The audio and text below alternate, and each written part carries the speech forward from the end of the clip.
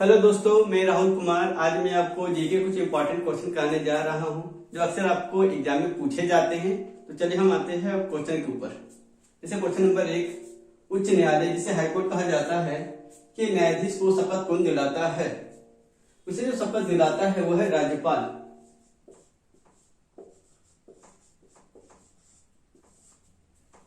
राज्यपाल से रिगार्डिंग जो है एक और क्वेश्चन पूछे जाते हैं कि भारत के किस अनुच्छेद में यह कहा गया है कि प्रत्येक राज्य में एक राज्यपाल होगा?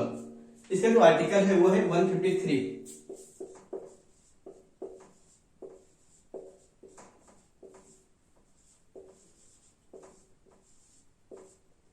अगर हम बात करें उच्च न्यायालय जिसे हाईकोर्ट कहा जाता है उससे कौन सा आर्टिकल है, तो आर्टिकल है 214।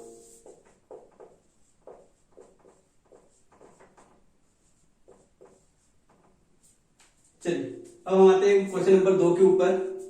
लोकसभा का चुनाव लड़ने के लिए न्यूनतम आयु कितने वर्ष होनी चाहिए? यानी किसी भी सदस्य को जो लोकसभा का चुनाव लड़ना चाहते हैं उसकी जो आयु है कम से कम कितनी होनी चाहिए? तो होनी चाहिए 25 वर्ष।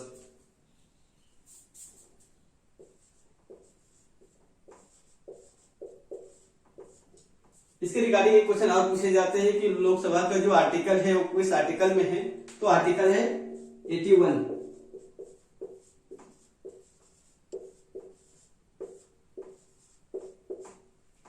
अगर आपसे एक सवाल और पूछा जाता है कि भारत का प्रधानमंत्री बनने के लिए न्यूनतम आयु कितनी होनी चाहिए? तो होनी चाहिए 25 वर्ष, यानी वो लोकसभा का ही सदस्य होता है।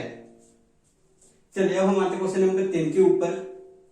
सूर्य के प्रकाश से कौन सा विटामिन प्राप्त होता है? तो सूर्य के प्रकाश से जो विटामिन प्राप्त होता है वो है विटामिन डी।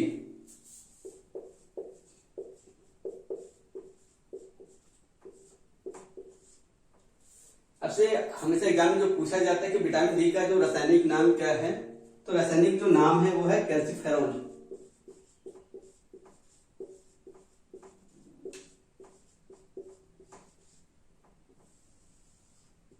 अगर आपसे पूछा जाए कि विटामिन डी की कमी से होने वाले रोग कौन कौन से हैं, तो है रिकेट्स,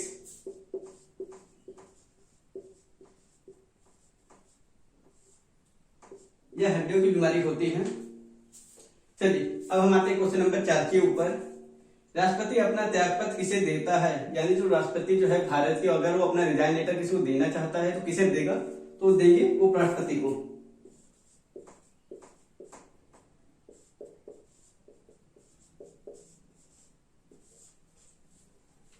चलिए दोस्तों, यहाँ पर 2 वर्ड आए हैं, एक पहला राष्ट्रपति और एक उपराष्ट्रपति। तो भारत के किस अनुच्छेद में यह कहा गया है कि भारत में एक राष्ट्रपति होगा? तो है अनुच्छेद 52। अनुच्छेद 52।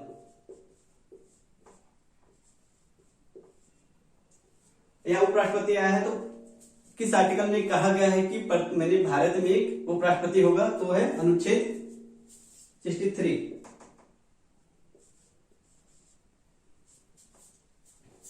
चलिए अब हम आते हैं क्वेश्चन नंबर 5 के ऊपर। मराठा साम्राज्य में चौथ क्या था?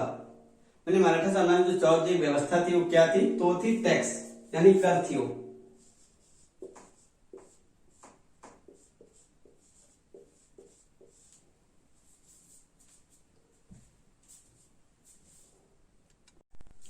दोस्तों आप आते हैं क्वेश्चन नंबर 6 के ऊपर। यदि किसी विलयन से नीला लिटमस लाल रंग में परिवर्तित हो जाता है तो इसका पीएच मान होगा। यानी सर कहने मतलब आपका ये है कि अगर लाल लिटमस जो है वो अगर नीला हो जाए, नीला लिटमस जो है वो लाल हो जाए तो इसका पीएच मान कितना होगा? तो होगा 7 से कम।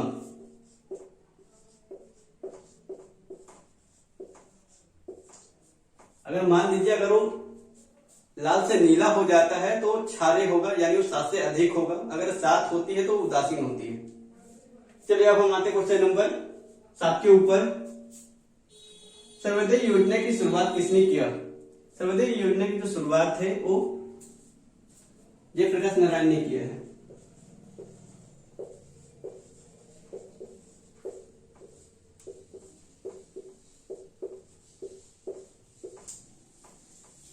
चलिए अब हम आते हैं क्वेश्चन नंबर 8 के ऊपर।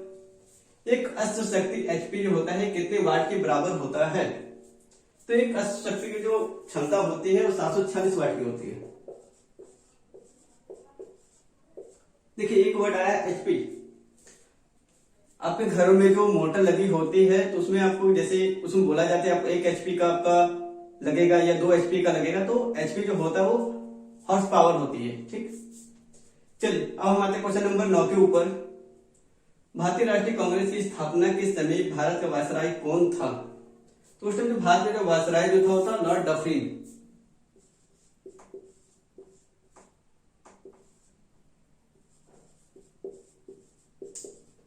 अगर आपसे पूछा जाए कि कांग्रेस की स्थापना कब हुई है, तो कांग्रेस की स्थापना जो है 28 दिसंबर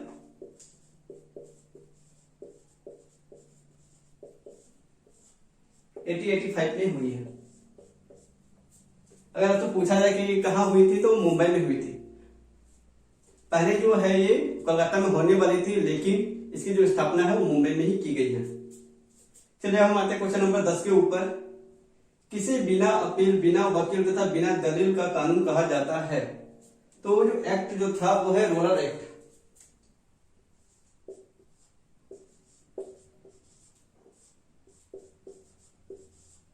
अगर आपसे पूछा जाए कि रोलर एक्ट कब हुआ था, तो 1919 में हुआ था।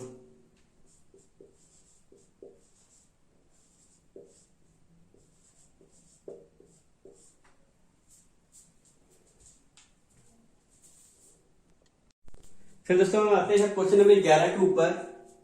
राष्ट्रीय ध्वज तिरंगा को संविधान सभा द्वारा कब अपनाया गया?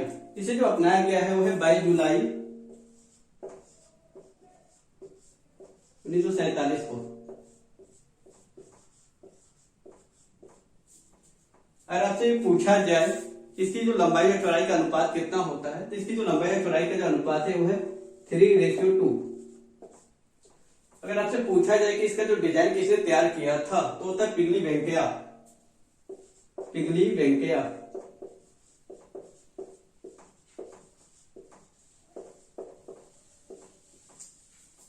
चलिए अब हम आते हैं क्वेश्चन नंबर 12 के ऊपर। मिदुमलाई वन्य जीव अभ्यारण्य कहाँ है? मिदु जो मलाई है ये जो है आपका तमिलनाडु राज्य में है।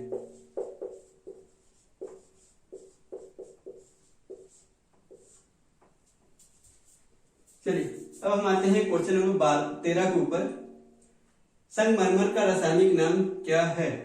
संगमरमर का जो रासायनिक नाम है वो है कैल्शियम कार्बोनेट।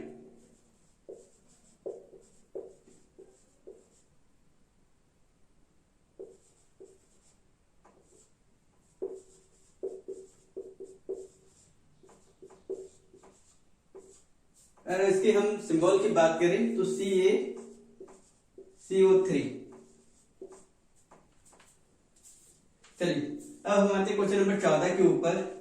स्टेट बैंक का पुराना नाम क्या है?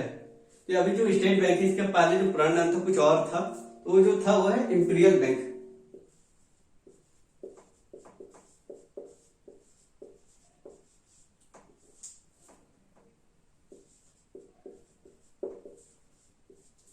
इंपीरियल बैंक का जो नाम जो है स्टेट बैंक कब पड़ा? तो यह पड़ा है 1955 पे।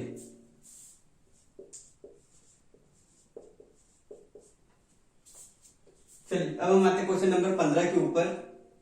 नादिर शाह ने भारत पर आक्रमण कब किया था? नादिर शाह जो है वो जो आक्रमण जो किए थे वो है 1739 में।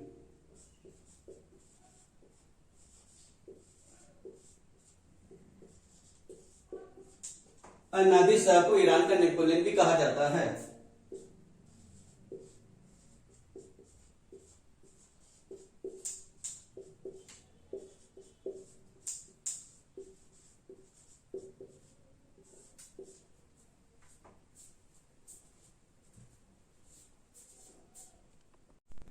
तो दोस्तों हम आते हैं क्वेश्चन नंबर 16 के ऊपर। त्रिपिटक किस धर्म का पवित्र ग्रंथ है? जो त्रिपिटक जो है वो बौद्ध धर्म का पवित्र ग्रंथ है।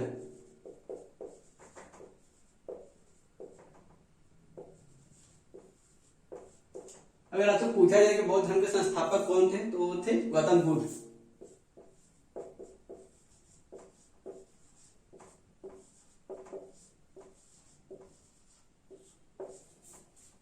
चलिए अब हम आते हैं क्वेश्चन नंबर 17 के ऊपर।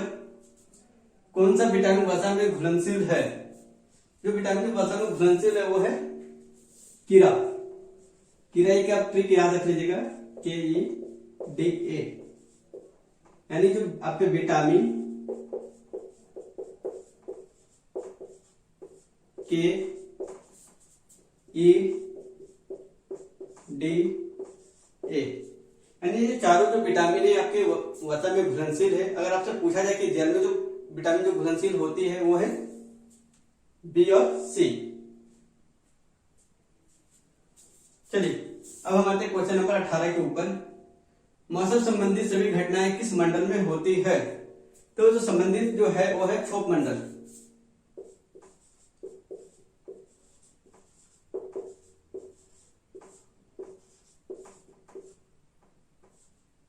अगर आपसे पूछा जाता है जो हमेशा कि जो आपकी जो वायुयान है किस मंडल में उड़ती है, उड़ान भरती है, तो वो है समताप मंडल में। चलिए अब हम आते हैं क्वेश्चन नंबर 19 के ऊपर। खजुराहो के मंदिर को किसने बनवाया? तो खजुराहो के जो प्रसिद्ध जो मंदिर है उसे चंदेल शासकों ने बनवाया था।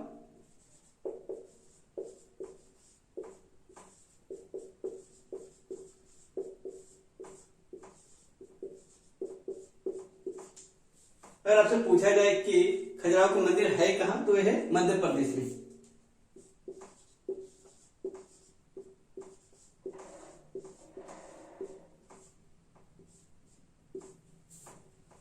चलिए अब हम आते हैं क्वेश्चन नंबर 20 के ऊपर। विश्व जनसंख्या दिवस कब मनाया जाता है? तो विश्व जनसंख्या दिवस जो मनाया जाता है वो है 11 जुलाई को।